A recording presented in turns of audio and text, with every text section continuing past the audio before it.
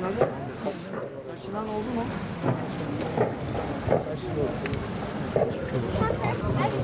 Ama bir şey yapmak lazım. Kontrol şey yapalım. Tamam, rica ederim.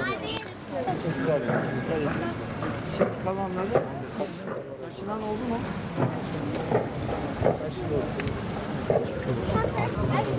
Ama bir şey yapmak lazım. Kontrol şey yapalım.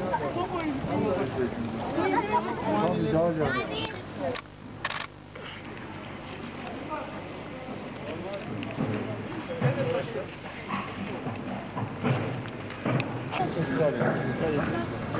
Kalanları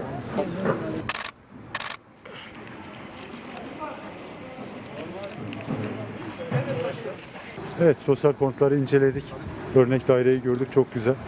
Mehmet Başkanımıza ve ekibine teşekkür ediyoruz. Aynı zamanda bu sosyal konutların bir kısmını da 100 adedini de daha dezavantajlı ailelerin oturması için tahsis etti.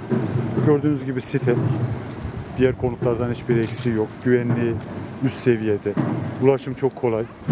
Bu anlamda da şehrin merkezinde örnek dönüşüm projelerinden bir tanesi. İnşallah bunların sayıları her geçen gün daha da artar. Ben teşekkür ediyorum Tamazoğlu Başkanımıza. Teşekkür ederiz efendim.